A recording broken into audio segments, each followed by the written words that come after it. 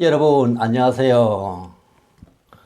여러분의 부족한 상식을 꽉꽉 채워드리는 고농축 상식 비타민 강습쌤의 미주알 고주알입니다. 여러분의 관심이 저에게는 큰 힘이 됩니다. 좋아요, 구독 꼭 눌러주시고 알람 설정까지 해주시기를 부탁드립니다. 평소 궁금했던 점이나 다뤘으면 하는 주제가 있으시면 댓글로 남겨주시기 바랍니다. 오늘의 주제는 호로자식입니다. 호로자식은 막대게 자라서 교양이나 버릇이 없는 사람을 낮추어 부르는 말이죠. 한자어인 호로는 말 그대로 오랑캐의 포로란 의미입니다. 그러니까 호로자식은 오랑캐의 포로가 낳은 자식이란 뜻입니다. 그러면 호로자식을 낳은 호로는 누구일까요? 아이를 낳는 사람은 여자이니까 여자인 것은 당연한 것인데 이들이 어찌해서 오랑캐의 포로가 되어서 그 아이까지 낳게 되었을까요? 여기에는 우리의 슬픈 역사가 숨어 있습니다. 이야기는 조선시대로 거슬러 올라갑니다. 명나라를 무너뜨리고 청나라를 세운 민족은 여진족이었습니다. 이 여진족이 나중에는 만주족이라 불립니다. 이 여진족은 중국 사람들이 오랑캐라 불렀던 유목민족입니다. 중국의 한족들은 자신들을 제외한 나머지 민족은 모두 오랑캐라 불렀죠. 우리 민족도 동쪽의 오랑캐인 동이족이라 불렀죠. 오랑캐인 여진족이 한족 왕조인 명나라를 무너뜨리고 세운 청나라가 자기들을 대국으로 섬길 것을 조선에 요구하지만 조선이 이를 받아들일 수는 없었습니다. 명은 비록 멸망을 했지만 임진왜란 시에 조선을 위해서 파병까지 해준 은인이죠. 그런 명을 무너뜨린 오랑캐들이 세운 청을 인정할 수가 없었던 것입니다. 이러한 청의 요구를 거절하자 결국 청은 두 차례에 걸쳐 조선을 침략합니다. 이것이 1627년의 정묘호란, 1636년의 평자호란입니다. 이러한 청의 침략에 맞서 남한산성에서 끝까지 저항하던 조선은 결국 청에 항복을 하게 됩니다. 청 황제는 인조에게 항복을 요구합니다. 인조는 남한산성에서부터 청 황제가 머물고 있던 삼전도, 지금의 여의도 근처에 있던 작은 섬인 삼전도까지 걸어와서 항복을 하죠. 인조는 청 황제의 요구대로 삼전도까지 10km를 걸어가서 309고두레, 즉 한 번 절할 때마다 3번씩 땅에다 머리를 찧어서 청 황제에게 용서를 구합니다. 이를 삼전도의 굴욕이라고 합니다. 이때부터 우리 백성들의 고통은 시작되었습니다. 청은 닥치는 대로 조선 여성들을 잡아다 청으로 끌고 갑니다. 잡혀가지 않으려고 남장을 하고 갓을 쓴 여성이 늘어났다고 합니다. 젊은 여성을 색출하던 관리가 이러한 남장 처녀들을 갓쓴 아이라 불렀고 이것이 오늘날 여성을 낮추어 부르는 말인 갓선아가 되었다는 설이 있습니다. 이렇게 청으로 잡혀간 여성이 30만이 넘었고 이들은 결국 타국에서 성적 놀이개가 되어 지냅니다. 청으로 잡혀간 여성의 부모들은 들어는 많은 돈을 지불하고 딸을 고국으로 데려오는데 주변에서는 이들을 환향녀, 즉 고향으로 돌아온 여성이라고 불렀답니다.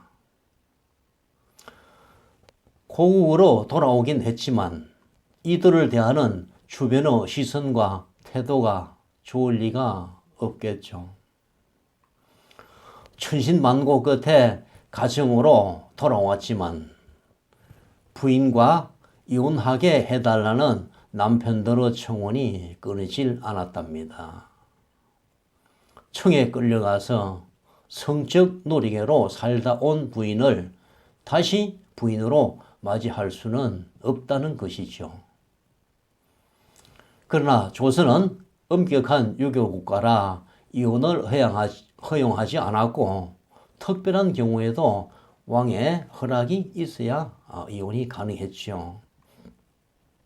한둘도 아닌 수많은 환향녀 문제로 골치가 아팠던 조정에서는 전국 곳곳에 하천에 회절강이라는 장소를 만듭니다.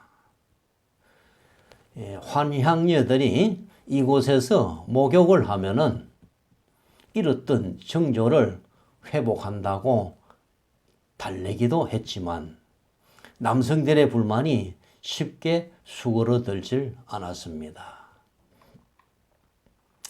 남편들이 부인을 마음대로 버릴 것을 염려한 조정은 첩제도를 더욱 권장하여 이 문제를 해결하려고 했습니다. 이 환향녀를 낮추어 부르는 말이 환양년이고 요즘은 성적으로 문란한 여성을 일컫는 말이 되었죠. 이들의 일부는 임신한 상태로 돌아와서 출산을 하기도 했는데 이렇게 태어난 아이를 호로 자식이라 불렀습니다. 오랑캐의 포로였던 여자가 낳은 아이라는 뜻이지요. 그렇게 태어난 아이는 주위의 천대 속에서 자랄 수밖에 없었고 제대로 된 교육도 불가능했겠죠. 이들처럼 막대게 자라 교양이나 버릇이 없는 사람을 호로자식이라 부르게 되었습니다.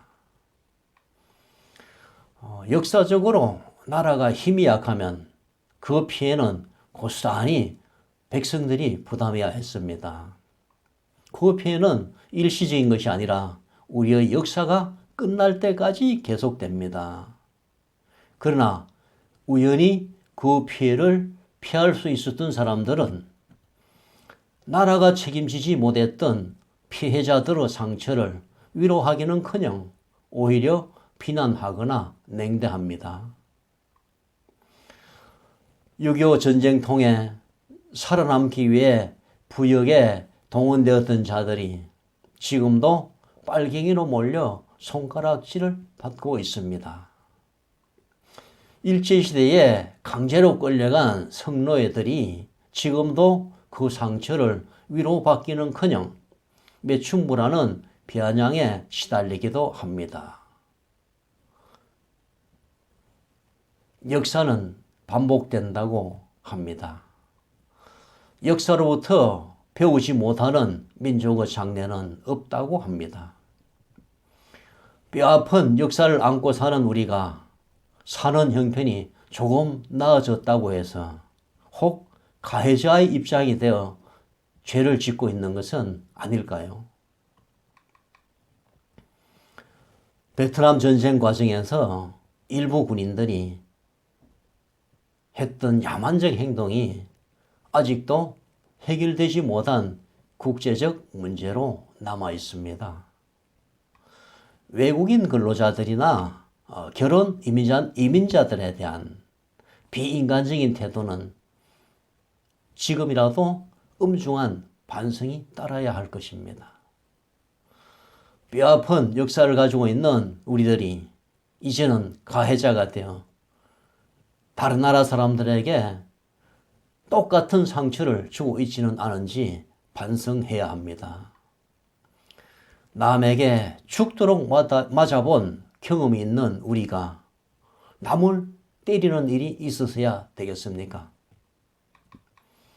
오늘은 우리의 아픈 역사를 살피며 거기에서 유래한 환향녀, 호로 자식에 대해서 알아보았습니다.